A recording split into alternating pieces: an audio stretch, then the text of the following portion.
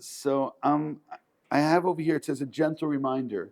So I think I'm supposed to read it with a very gentle voice. I'm not sure if that was, I don't know if this is the stage instruction or this is like the instruction. So it says, a gentle reminder for our YouTube viewers. I don't know if this means that the OU officially is sanctioning YouTube. It could be. Please make sure to like, comment, and subscribe. Okay, that's your gentle reminder. We put in YouTube OU. I'll send on my list the link where it is. Okay.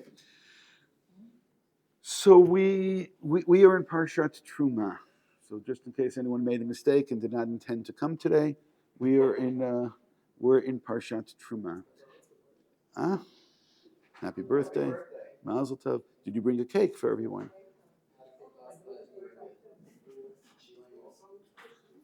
Okay. Okay. Continuing with Parshat Terumah.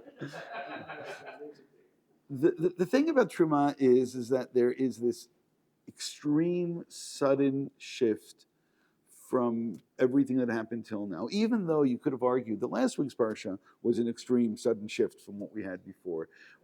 Essentially, we had a really nice storybook with some really nice, some disturbing, but nice stories going on, taking us all the way through Bereshit. We had some nice stories. And then, kind of interesting how God did this. He snuck in a couple of laws in Parshat Bo, but the laws were all part of the narrative, so we were okay with it.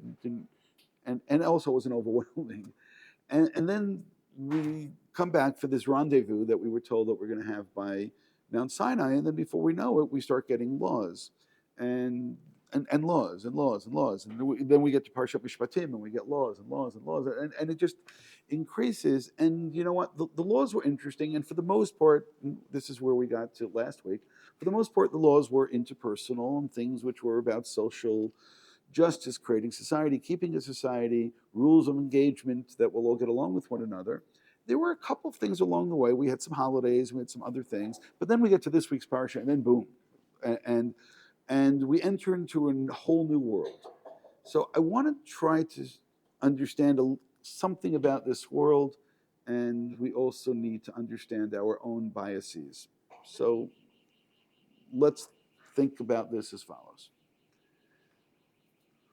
When we look at the Mishkan, and for that matter, the things done in the Mishkan or the Beit HaMikdash, which means the Korbanot, we could use one part of our brain and say, well, this stuff is really complicated. Maybe this stuff is really mystical, and maybe this stuff is really beyond me. So this is just what it is. And they just kind of leave it at that. The other thing that someone can do is, as they read this, is that they could look at it and say, well, all of this is really primitive and we have evolved as a people and therefore we don't do these things anymore, essentially making the claim that we are far superior than they were in the past. Now, one of the things that modern people do when they look at the ancients is that we tend to look at their world as being a world of primitive thinking and behavior, but there's again, and I want to get to the bias. The bias is that we look at the things that they're doing and we take them all quite literally. On the other hand, in our own world, we completely forgive this and we look at things symbolically. And sometimes we don't even do that because we don't work that hard. We don't think. And I know you don't know what I'm saying yet, and that's fine. So I have a phone over here, which is probably not dissimilar to a lot of your phones. But it is made by a company named Apple. They don't pay me for this or not for this, what I'm about to say. But you look at the phone, it's got a little apple on it with a bite which is missing. So I would say, if I were an anthropologist and I lived in the future, I would say, well, it's quite obvious that whoever had these phones were devil worshippers because they're worshiping the serpent, because the serpent is the one who enticed man to take a bite out of the apple. And whoever is using this phone obviously wants to get to the world of knowledge, the tree of knowledge of good and evil. and therefore they have signed a pact with the devil, and therefore they're very interested in evil. And that's what most people do with their phones anyway. They certainly are doing things which are evil. So now some of you are going to look at me and say, what in the world are you talking about? And of course, your question is going to be, do the people in Apple ever think about it? And I think they did. I think absolutely they did in terms of taking a bite from the tree of knowledge. I think absolutely that's what this thing is meant to symbolize. But look at all of you. You never even thought about it unless you heard me talk about it before. And again, I could say, again, Michael, for you, we'll have to move over to a sports metaphor. Someone in the future is going to say that in Detroit, they worshiped lions, right? And in Chicago, they worshiped bears, right? And you know I can keep on going over here. And you're going to say, well, what are you talking about? This is just symbolic and doesn't mean all that much. But that's exactly my point. Modern men, and again, all of us are guilty of this, will pay extra money for an article of clothing because it has a certain symbol on it. And someone's going to say, well, why do you like that particular symbol? And you're going to have a hard time explaining it other than it's some kind of perceived, you'll say, no, it's really better, it's better quality. But it's some kind of perceived stature involved in wearing that particular thing. So I'm going to say, yes, we live, you're looking around.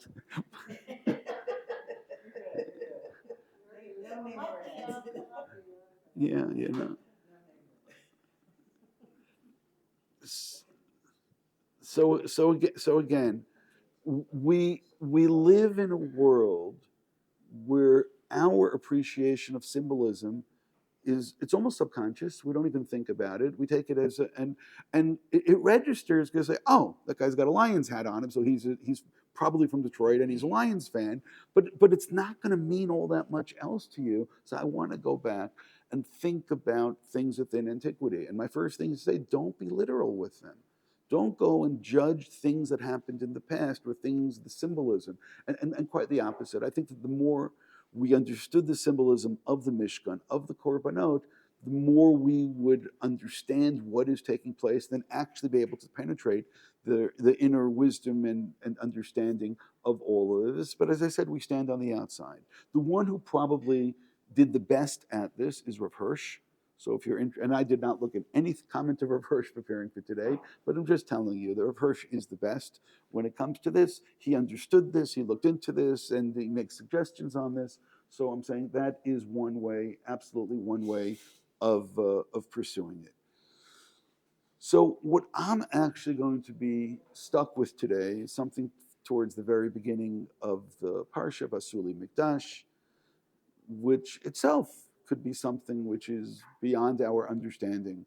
We know it's not that God is homeless prior to this, and God, has no place to live, and it's really, really sad, and therefore we want to be benevolent and good people and give God a place to live. We understand that that's a complete absurdity. But when we get to some of the descriptions, and again, I can start this week's parsha till I get lost. I can start this week's parsha and look at things in a very functional way. Moshe goes up to the mountain 40 days and 40 nights. He's going to bring down the tablets. I'm very much today ignoring Rashi, even though it's constantly in the back of my mind. And I'm very much following a Ramban approach to all of this. If you're wondering what is the difference between the two, whether everything is following the proper sequence, Ramban, or whether the whole book is inverted and confused in order to create a narrative, which is Rashi. And Rashi would go so far as to claim that the building instructions for the building of the Mishkan come only after the golden calf. By the way, all that's going to be quite relevant to some of the things we're doing today. But nonetheless, I'm really following the Ramban. So Moshe goes up for 40 days and 40 nights in order to get the tablets, and then you have a problem. You come down to the tablets, what do you do with them? So God says, well, you build a place, you build a building. And then what do you do with them in the building? Well, you build an ark, and you put them inside the ark. So I'm really good with the functional understanding of this until I get to one particular element, and that is, and then you make these things made out of gold, and you put them on top of this ark, and it's at that point you kind of lost me, and it's at that point that I want to try to enter into the world of symbolism. So I'm saying that's exactly where I'm going to with all of this. So how do we understand this? And again, if I want to be annoying, I could ask you, what would have happened if God would have said to put on top of the ark 2 little golden calves, and that's what should be there, and then later on they worship when Moshe's gone, they worship a Keruv, right? Whatever, a cherub. They offer, they worship a Keruv. So is the whole thing going to come down to Simon says, this God said to do, and this God didn't say to do. So Avodah Zarah is what God didn't say to do, and this is Avodat Kodesh, because God did say to do this. But in terms of essence, if you want the Hebrew, Hamahut, it's the exact same thing. There's no difference. So that I hope is a very disturbing question, because you would love the answer to be no, that they are completely different. And because it's holy is why God chose this. And that is something completely different. So keep in mind my question, because my question, it really is a haunting question. And I want to say another thing as we proceed. Part of what is going to concern me now is, again, in trying to unpack this and to understand this and to understand the symbolism, I'm working with a certain type of an assumption, which as we continue, you'll understand my assumption. I just have to try to prove it, but I'm just saying it before I prove any of it. And that is that there may be something about the Keruvim which are involved in various revelations which had taken place, which means without bringing any evidence to this, and maybe not even being able to bring any evidence to this, wouldn't it have been interesting that as God spoke by Matan Torah, that there was some kind of a vision of a Keruv? By the way, if that's harder to say, I'll bring an easier one, because it's almost there, and that is the Mechilta tells us that when the sea was split, again, how do the people respond? They say Zeh, which the Mechiltas, they pointed a finger. They say Zeh Keli V'Anvehu. This is my God, and I will try to elevate God in any way that I can, and worship God in any way I can. So on that, the Mechilta says, this comes to teach you that everyone, even the most basic person who was at the splitting of the sea, saw a vision which was equal to the vision of Yecheskel. Some versions of this are cited from Yecheskel or from Yeshayahu. Now, just in case you're wondering what Yecheskel saw something called a Merkava. So what is a Merkava? Which, by the way, is not at any point mentioned in Yecheskel. What Yecheskel sees is he sees a chariot. He sees a chariot which kind of goes up into heaven. So there's some way of connecting and going up into heaven, what he sees. But the Keruvim, by the way, will make their appearance by that, or the Keruv, by that particular vision. So when we're told that the people see something and it's what Yecheskel saw, so then I have to wonder, and by the way, just to make Rena happy, we can now ask if there's a theory of conservation of visions, which the Gemara goes in the direction of saying yes. How so? It says, oh, by the way, whatever Yecheskel saw, Yeshayahu saw. They saw the same thing. But what was the difference? And this is also going to be important as we move further. The difference is that Yeshayahu saw it as he's standing in the built temple, and Yecheskel sees what he sees when he's far off into exile. And part of the issue of what's going to be beneath the surface of everything that we see today will be one of directionality. Are we moving towards Israel? Are we moving towards, meaning, are we moving towards exile? Are we in exile looking in one direction? Or are we headed off into exile? Or are we in Israel looking in a different direction? Maybe in Israel, you're looking up. Maybe that's exactly the issue. Maybe there's like this vertical experience which is taking place.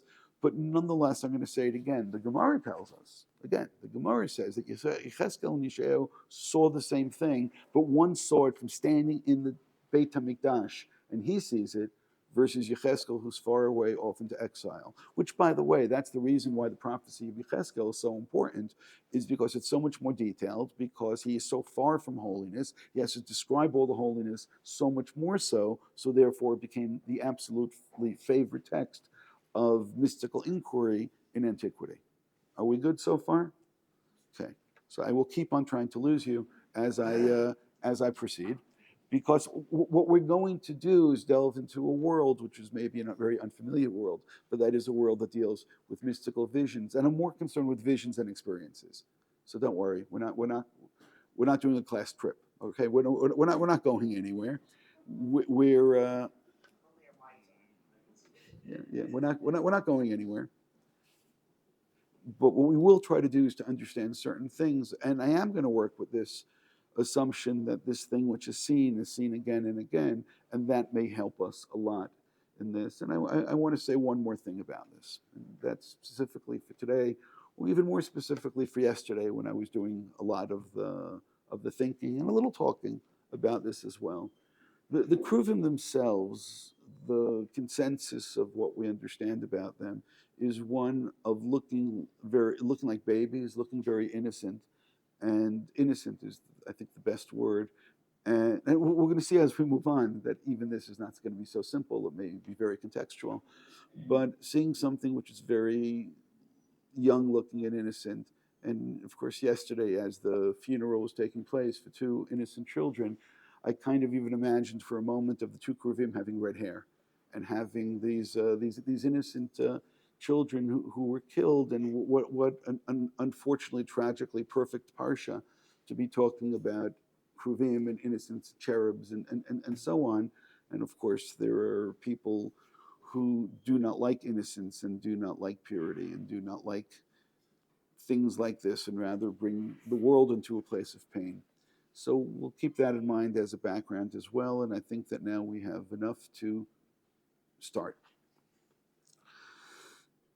One of the things that we're told right away in source number 1, Parakafeh, Vichuli Terumah, Vasuli Mikdash, Veshachanti Betocham, you see I've skipped, and Kechol Hashem Asher Ani Mar'eh Otcha. So there is a when I talked about the vision part of this, Moshe also is the beneficiary of vision. Moshe here sees something. Now that qualification of seeing something, if you look at source number 2, you're going to find regarding the menorah, and you ure'eva asay, again you're going to look and you're going to see b'tavnitam asher atam mar'eh bahar. It's going to become a vision that takes place up on the mountain later on in source number 3. V'akimotet mishkan. How do you build the whole thing? Mishpato asher har'eta bahar. Again, it goes back to this vision of what you've seen above. I don't. It could be more of these, but I figured bringing 3 or 4 of them is enough in order to establish that there is something over here which is taking place. Of course, there are 2 possibilities to this. One possibility is that God gives Moshe some kind of a hologram to look at, and the other possibility is that this is a reference to the Beit HaMikdash Shemala, and that's something which is quite popular in various midrashim, and therefore what God is showing. Oh no, He's just showing him what exists up above, and therefore he sees it. If we go back to source number 1, when it describes these Keruvim, pasuk Yud Chet, Vasei Shnaim Keruvim Zahav, Mikshat Taseh Otam, they're going to be made of gold, made out of one piece, Mishnei Katzad Poret, Vasei Keruv Echad Mikatzeh Mizeh, Keruv Echad Mikatzeh Mizeh, you'll put them on the 2 sides. Pasuk Kaf, Ayu Keruvim Persei Knafayim Lamala Sochachim Bikanfeihem Ala Kaporet, and they will also have wings. So wings also for me is really interesting, because generally birds' wings are something which allows one to fly. Man is very much connected to this earth, to land, terra firma, and what wings allow someone to do is to do something which seems all but impossible, and that is go up towards the heavens. So over here as well, the Keruvim looking like humans, looking like babies, but being able to somehow to transcend is interesting. And then we're told that this is going to be placed on the ark, and in the ark, if you want, pasuk Kaf Aleph, v'natata et hakaparet ala aron milamala v'eta aron titena te'idut asher tene lecha. That goes to that first functional point. You're going to put in the tablets into this ark, and then Kaf Bet is more interesting. I can't say more, but is further interesting, is that something will come down from heaven, as it were, to fly down from heaven, and that's the word of God. It's going to come down and will somehow emanate from on top of this ark. So therefore the ark is going to have 2 purposes. One purpose, this thing which we already received in the past from God will be placed inside it, and then a continual revelation will take place. As God speaks to Moshe, the sound will come down to this particular place between these 2 Keruvim, with their wings standing over there. The sound of God is going to come down and is going to communicate to Moshe. Are we all good so far? And if things are still making sense, we are happy. In source number 5, we're going right after Asarta Dibrot. We had one verse which seemed to talk about, extend, Anochi, oh, you saw I spoke to you from heaven. Again, sounds coming down from heaven. And then it says, Lo tasa'iti, don't make graven images. By the way, right there, if you start looking at Rashi, it says, don't make graven images. When you make the Keruvim, make them the right way. Which is, of course, you realize sidesteps the problem, but maybe it just goes back to this point of Simon says, or God says. If God says, that's the way you do it. And it says, don't do it in the wrong way. You make sure you do it in the right way. But again, that is really at least ironic. And then it tells us, as the third thing which is introduced there, is to make a Mizbeach. Now, the thing which intrigued me about the Mizbeach, because over here you have a Mizbeach, but you don't have a building. So to what extent is that a possibility? Which means we're always concerned that maybe something changed and maybe things are not the way they were originally supposed to be. And I just want to read the elements. One is Mizbeach Adama Taseli. Right? What's it made out of? It's made of Adama. So that's going to intrigue us. Next, V'zavachta alav et olotecha ve'et shlamecha. You bring the ola, you bring the shlamim. Et soncha ve'et bikarecha. B'chol hamakom asher askir et shmi avo elecha uvarchticha. Now that second part of the verse kind of led me to this conclusion that this Mizbeach could be anywhere, and anywhere my name is mentioned, I'll come and I'll bless you. Now, what exactly that means, just hold on a second. Just go to the next verse. Again, it goes back to Mizbeach.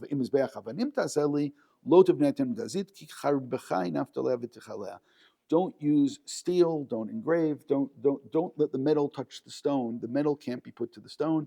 But we went back to Mizbeach, which means the Mizbeach is something which gives life, the metal is something which causes death, and there needs to be a separation of realms, and that can't work together. And you saw, I just now did it. I just now explained symbolically what is the problem with using metal on the stone. And don't go climbing up this ramp, going to the Mizbeach in a way which is not tzniut asher lo tigale ervatcha alav. So just note then, Pasuk Kaf Aleph, Kaf Bet, and Kaf Gimel, all are talking about a Mizbeach, but it's the second half of Kaf Aleph, which we're not sure, because it sounds like a Mizbeach to be on wheels and go any place and just take it any kind of place. And I don't necessarily need a building.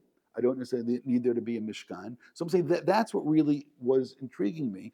Rashi sidesteps all of this. And in source 6, when he talks about Kol Makom Asher Eskir Shmi, any place, he says, Asher Aten Lecha Reshut Leskir Shem Ufarashli. Any place that I give you permission to use the Shem Ufarash, Sham Avo Elecha Uverticha, Ashre Shchinati Alecha, Mikana Talamad, Shelo Niten Reshut Leskir Shem Ufarash El B'Makom Shechina Basham, V'zo Beit HaBechira. By the way, he just got to the exact opposite, but you don't know yet what it is that he's saying. Sham Natan Reshut Lekonim Leskir Shem Ufarash, B'Nesiyat Kapayim Levarechet Ta'am. So what did Rashi just now do? What did he just now say? First of all, he introduced the Beit HaMikdash right into this. So even my thoughts of maybe that, no. What he's saying is that there is one temple service that could be done in all over the place. And which temple service is that? That's Birkat Kohanim. Birkat Kohanim could take place any place, and therefore you may have been in a shul this morning where they did Birkat Kohanim, and that's perfectly fine.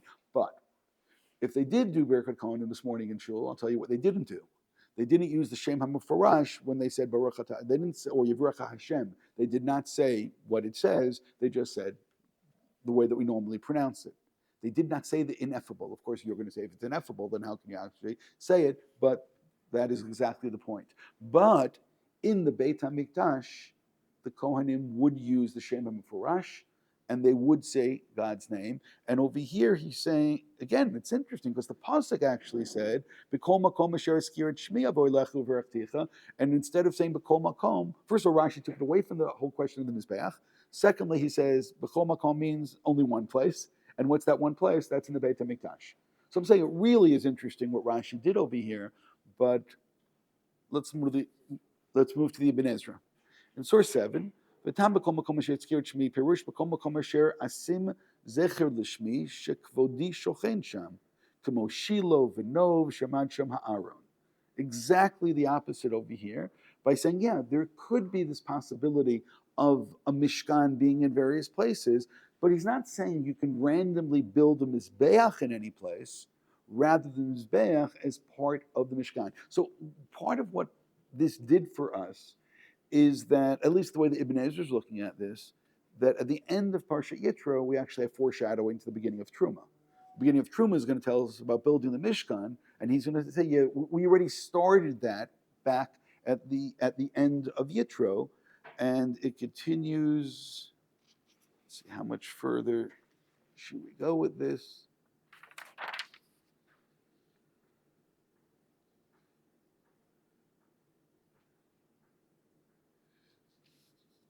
Yeah, we'll leave it at this. We'll leave it at that. That is enough. Look at source number 9, because now we're going back, because I'm just trying to follow my bizarre thought process here. That we just now talked about a Mizbeach Adama. So if you go back to source number 9, we're talking about the creation of man. Vayitzer Shem Elokim et Adam afar min ha'adama. So in case you're wondering, it's min ha'adama there that interests me. Vayipach b'pav nishmat chayim v'yadam l'nefesh chaya. Rashi, davar acher natol afromi makom shener mabo mizbeach adama taseli. Which means Rashi used that pasuk that we just now read. That man is made out of some kinds of physical stuff. Let me go back and start that sentence again. When you read this verse, you'd see that man is a hybrid. We're made afar min adama, and we have this nishama as well. But now you realize that even the physical stuff that we're made of actually has a spiritual component, because Rashi is saying that our physical part comes from the Adama, and that's the same Adama as the Mizbeach Adama, and that is part of this of who we are. If you look at the Targum Yonatan over here in 11, which is Aramaic, or 12, which is in Hebrew, Vayiveret Hashem et Adam b'shnei yitzarim v'kach afar mimakom beit hamikdash umi arbat ruchot olam vayiblol mikol mimei olam uboro, and so on. That man is made, again, the physical part of man has at least elements which comes from the Beit HaMikdash. We are, I'm not going to say we are stardust and so on and so forth, and you'll start seeing the age of Aquarius. But we are made physical. Our physical stuff is made out of something which is holy. And it is so interesting, because a Mizbeach, yes, a Mizbeach can be for Shlamim and for Ola, but it also could be for Chatat, which means, yes, man can mess up, but built into us is this ability of fixing things. And and again, I hope in some way you're following, the path that I am over here taking. I don't know what to tell you. All that I can do is, I don't know what to tell you. I'm not responding. They built man out of that. I don't know what else to say. In source number 3, when we're continuing back into the narrative of man in the Garden of Eden, so of course the previous source was back in Perek Bet, so that's when everything is brand new and man was just is made and everything is perfect. I can throw in a couple of other descriptive terms about man at that point, but man is again, it's great. By the time we get to the end of chapter 3, things kind of messed up a bit. And it's at that point that we probably need a little bit of healing. So that is a perplexing verse. What does mimenu mean? The easiest thing to say is that, like the angels, because who's God speaking to? God speaking to the angels. Ladat tov v'ra, v'ata pen yishlach yado v'lekach gan v'etz ha'chayim v'cha v'chay l'olam. V'yishlachehu Hashem Elokim. So what do I want to note now? I want to go back and I want you to think about Yecheskel. I want you to go back and to think about Yeshayahu. I want you to think about the possibility of being in a holy place and seeing holy things, and the possibility of being expelled from a holy place and then perhaps seeing something from afar. V'yishlachehu Hashem Elokim in Gan Eden. That man gets sent away. So therefore, here we have our first experience of exile taking place. La'avod et Adama. So now we're back to the Adama again, which, okay, good. See, you shook your head even before I explained anything. La'avod et Adama, asher lukach misham. So, and by the way, when man was made, he was then placed in the Garden of Eden. I gave a class on this a couple of years ago. It was called Eve is from Eden. Adam was made outside and brought in, but Eve was from Eden. Therefore, the experience of exile was probably very different between the two of them. Avram, okay, he got kicked out of the fancy place he got to move to, but he went back home. But Eve, it's much, much more difficult because she gets exiled to a place that she had never experienced before. So Adam and Eve were kicked out, but it says la'avoda ta'adama. Now, one of the reasons that that's interesting was, when Adam was placed in the Garden of Eden, what was the purpose? La'ovda u'l'shomra. So there was some kind of avodah in the Garden of Eden, and now we're told there is an avodah outside of the Garden of Eden. In the Garden of Eden, it never said la'avoda ta'adama, la'ovda u'l'shomra. Over here, it's la'avoda ta'adama, asher lukach misham. V'yigaresh et Adam, and man was sent away. Vayashkein, now that's a real interesting word, because Vayashkein, you recognize, could have the root of it, Shechina, Mishkan, so that's real interesting. Vayashkein b'gedem l'gan Eden, and God then caused there to be, by east there of Eden, by that particular gate, et Keruvim. So now you know exactly why we're here, because the Keruvim make an appearance. Ve'lahat hacherev hamitapechet.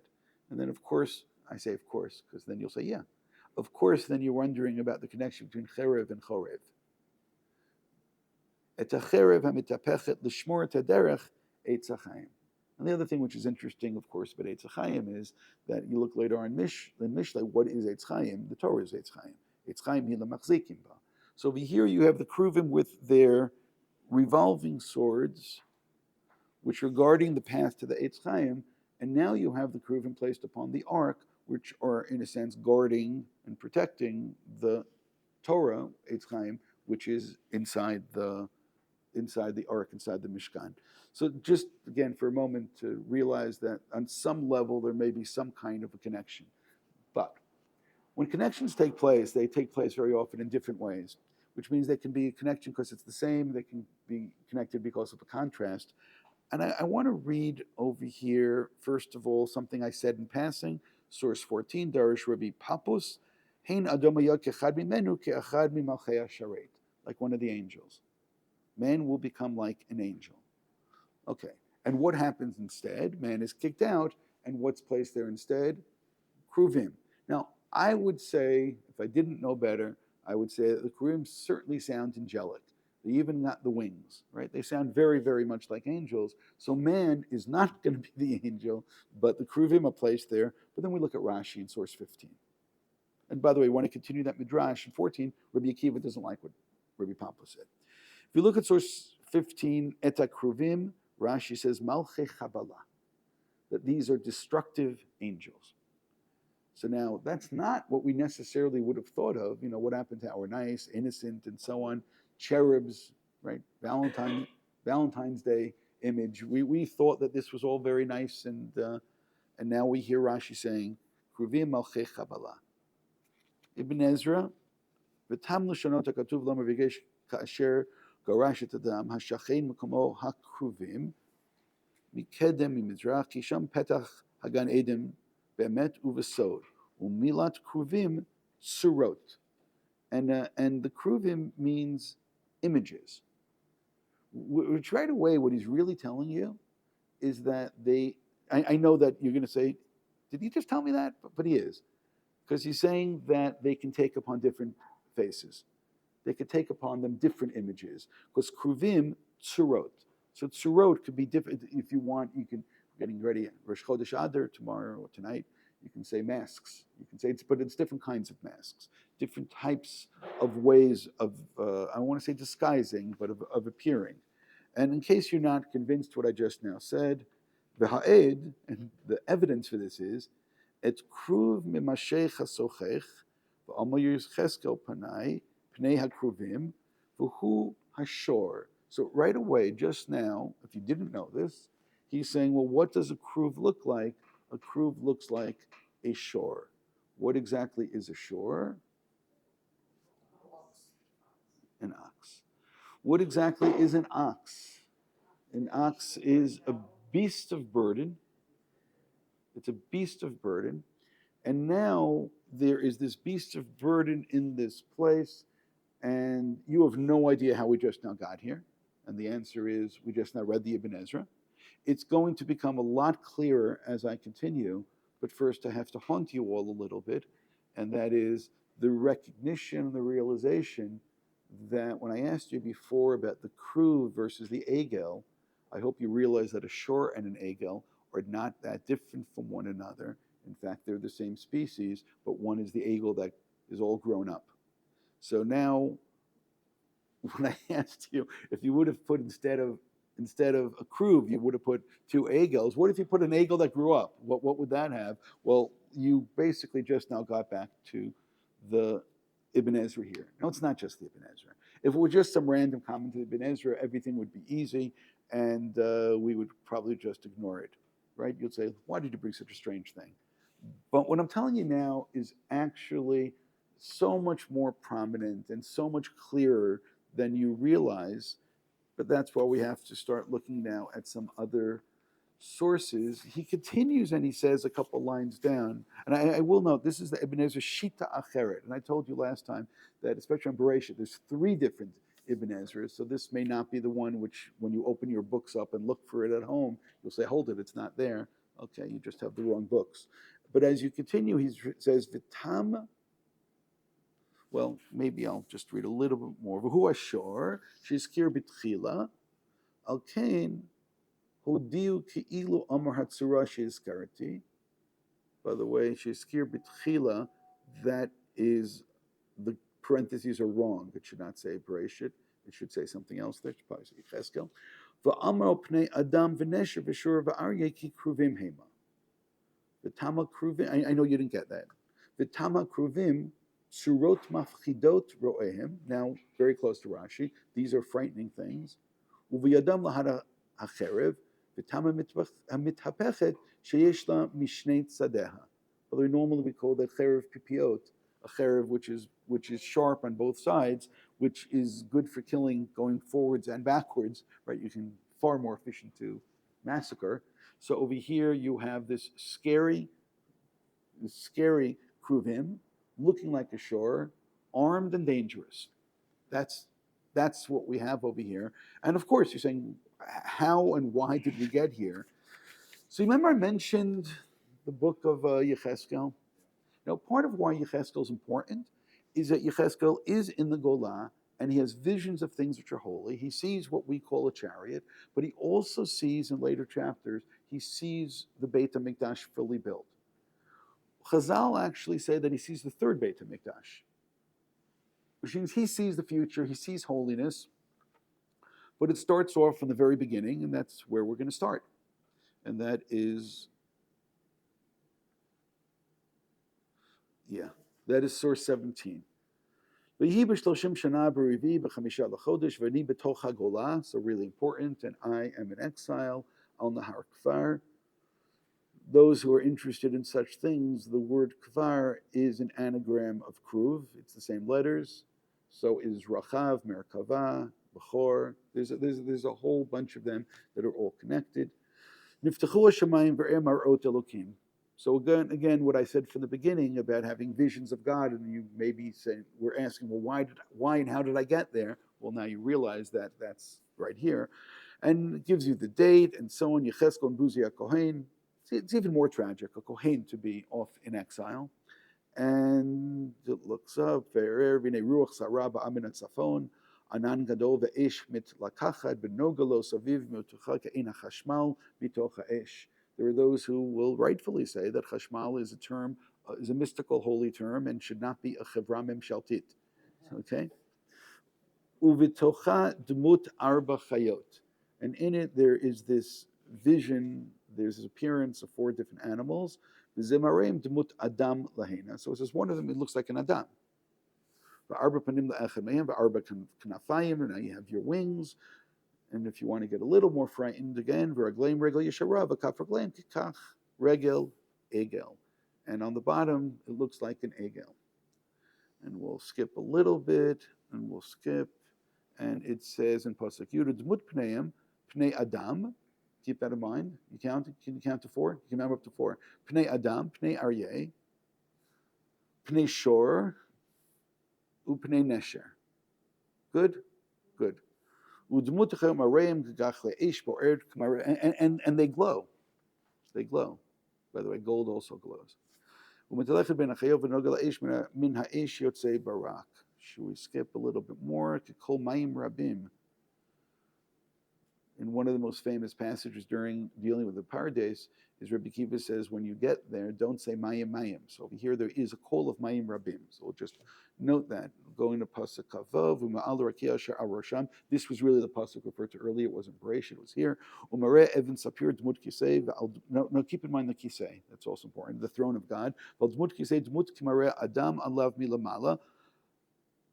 Be'ereh Ke'in Chashmal Kimareh Ish Beit La Saviv Mimareh Matanov Lamala. Good. In chapter 10, he comes back to some of this, and he says, I saw again Kimareh Dmut Kisei, and Pasuk Dalid, Vayeram Tivot Hashem Ala Kruv. We got back to the Kruv, V'Zarat Bayit. V'Milei Bayit Tetanan V'Chatzem Malei Tenoga Kavod Hashem. V'Kol Kanfei HaKruvim Nishma, and again the sound of the wings and so on. And again, if you want to, you will read the rest of this. But I will say, look at Pasuk Yudalid. Uvarba Panim Lachad Pnei Achad Pnei HaKruv, Upnei Hasheni Pnei Adam, Shlishi Pnei Aryeh, Revi Pnei Nesher. So these are the same that he saw earlier. So what just now happened? The Kruv just now replaced something. What did the Kruv replace? The shore. So now I hope we are sufficiently confused. But we're not. We're not really confused, are we?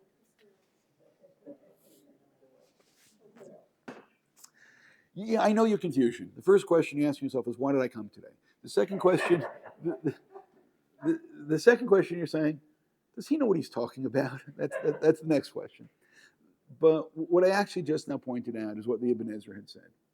The Ibn Ezra had said that the Kruv and the shore, somehow there is this really interesting switch off. And again, I want to make this a little bit clearer. Source 19, Rabbeinu Miyuchas, Paragimel, right there, the Keruvim that are placed by Gan Eden. Et Keruvim hamifurashim b'Yecheskel. Oh, you want to know what this is? Go and look at Yecheskel. So what did we just now do? We looked in Yecheskel. Okay, good. Before we get to the Bechor Shor, I'm going to read a Gemara in Baba Batra, because he's going to make reference to this. Bavel, my Amar Yosef Bei Radu Yoma. I know you have no idea what we're talking about here. My Bei Radu Yoma, Iyoma Zara Treyome Kiraba Lohave. Now, what the issue is this word Kiraba. Kiraba, what does it mean? And for our purposes, notice that it looks a lot like the word Kruv. That's the issue. Now, if you actually, I gave the English over here, the Steinsaltz translation to English, and you'll realize that it's talking about how long it takes to plow. And it talks about what's the practice in Bavel compared to Eretz Israel. In Bavel, with the land the size of the area of a day's plowing, which means you hired somebody for a day's work, how much work they have to do. All of this has nothing to do with holy visions and so on, but it does have to do with one thing. The word plowing in English is kirava. Kruv has to do with plowing. Why is that important? Now, this is like great, because the guy who's going to tell us, I'm sorry, calling the guy, the Rishon who's going to tell us this is, of course, the Bechor Shor. Okay? So the Bechor Shor is now going to explain to us about the significance of the shore. So I just hope, like, just in terms of Torah is a lot of bull. You just said that in terms of Torah aesthetics, I have to get something for the aesthetics of bringing out the Bechor Shor to explain to us about the shore. Good. Eta Keruvim hem hamalachim bidmut shvarim. So what are Keruvim? They're angels that look like bulls. And of course you're saying to yourself, what is going on? And he writes, "V'kareotam Keruvim al shem charisha." Why are they called Keruvim? Because what do? They plow. How does he know this? Kidamrina baba batra, debei radi yoma dekriv v'tani yoma korba lohave, and just quoted the Gemara that we just now read. Oh, so you see that's what it is. V'hu lashon charisha, and the language there is the language of plowing. We're getting someplace here. Don't worry. V'hachi muchach b'Yecheskel b'makom echad hu omer u'pnei shor me'asmol arbatan. And if you look in Yecheskel, you'll see in one place he says that one of those four, again, you only have to be able to count to four, that one of those four was a shore. Umunasham pnei adam v'aryeh v'shor v'neshu b'makom achar pnei achar pnei hakruv. Another place is called the Kruv. So now we have our theory of conservation of Keruvim. Keruvim and Ashor is the same thing, and that's essentially what he just now told us. Umuna pnei adam aryeh v'nesher v'shor eino monav the Keruv makom shor. Uvesukah parach le'adadu umishani. The Gemara in Sukkot asks about this and answers Keruv apezutre pnei adam bachur. What is a Keruv? Keruv is like a young person. A Keruv is like a baby. But now you say, what does a baby have to do with the shore? And now again you're completely lost. Which means actually the Gemara says that a Keruv is a cherub. That really is what the Gemara just said. Ki Yecheskel bikesh la'achlif b'maseh merkava shor la'adam. That Yecheskel wanted to go about and make a shift in the merkava between the bull and a person. Mishum maseh egel, because of the egel. So now, maybe even you think you understood something just now, which is very good. Could also be very bad, but it's good, because now you realize that there is so much more going on here. Ki pirshu rabotenu v'hu ha'emet b'merkava aval v'ya pshat kod mishabah Yecheskel krov v'shor echadhu mitchila sam ha'adam la'ovda u'l'shomra. Originally, man was put inside the Garden of Eden to do what? La'ovda u'l'shomra. Now, we don't know what that means yet. What was Adam supposed to do in the Garden of Eden? Or the Garden of Eden, but it's just to work and to guard, but we don't know what that means. Kishagireish Adam sama Keruvim lacharisha dehu lashon krava v'zeu la'avda u'lahavacharav l'shomra. Which means essentially what he just now said is that the Keruvim who are guarding the path to the Garden of Eden took the place of man. Man is supposed to lovda ula shomra, and therefore originally the Keruvim could look like people. And by the way, I even before I saw this before, sure, I wrote this, I don't know, 30 years ago. I claimed that, especially the Keruvim made out of one piece of gold. Adam and Eve were originally made out of one piece. Adam and Eve, placed in the Garden of Eden, were completely innocent.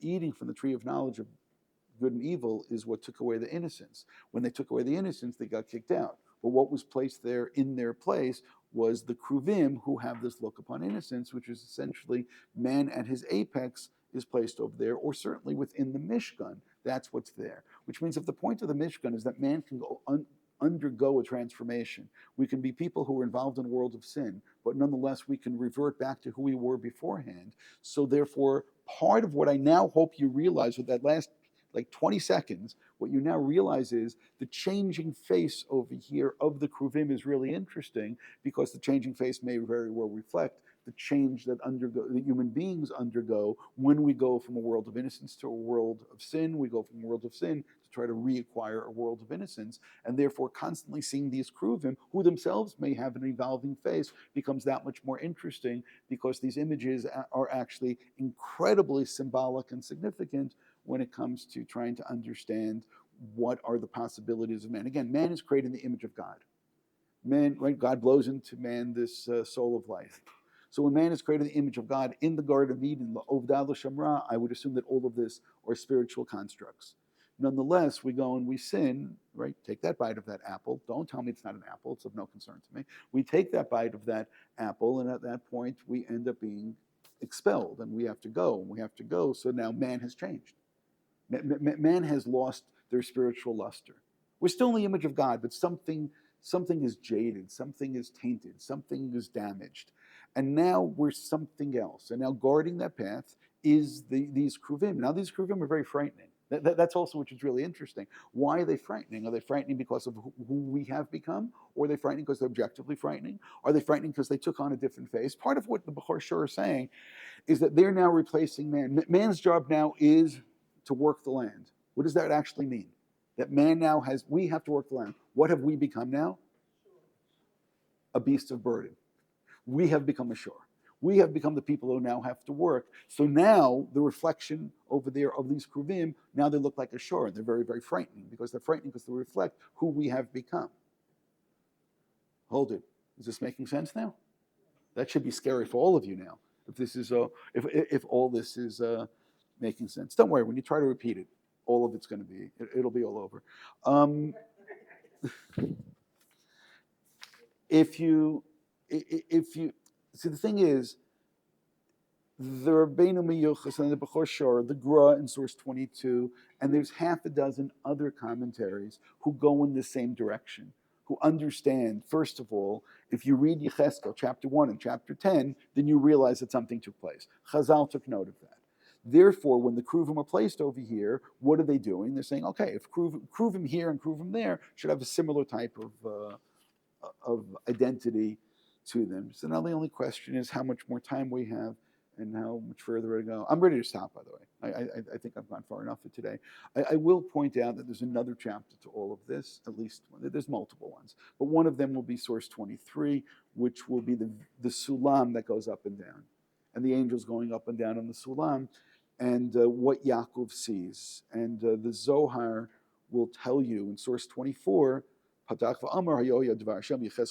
does he see with the sulam? The sulam is the same thing as Yecheskel, which means that there are multiple times, that's what I was saying in the very beginning.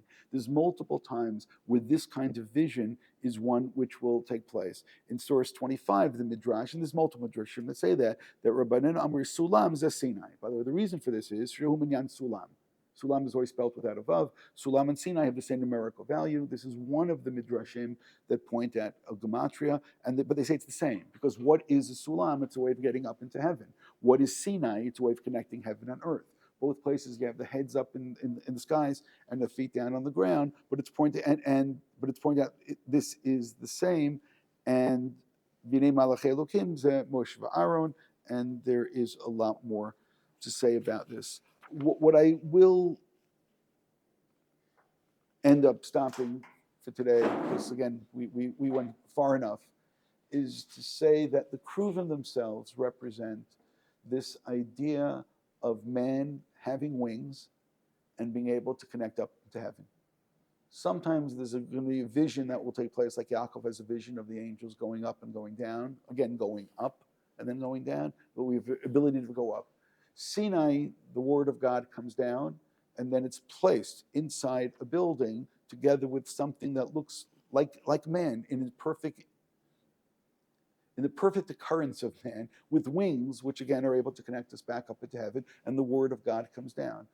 This is connected to the vision of Yecheskel. It's also connected to the vision of Yeshayahu. It's connected to the vision that takes place when they cross through the sea, and it's connected to what took place in Gan Eden. The one thing that we gained here along the way that maybe you never realized before, and there's a frightening part of this, which I kept on pointing out but never explaining, because we still need things to say in more weeks, and that is that the possible connection between all of these visions and the Chet Egel. And you already heard enough information to understand how these things may be far more related than you ever imagined before. The Ramban will go in depth explaining that particular point, but now you realize where all this comes from.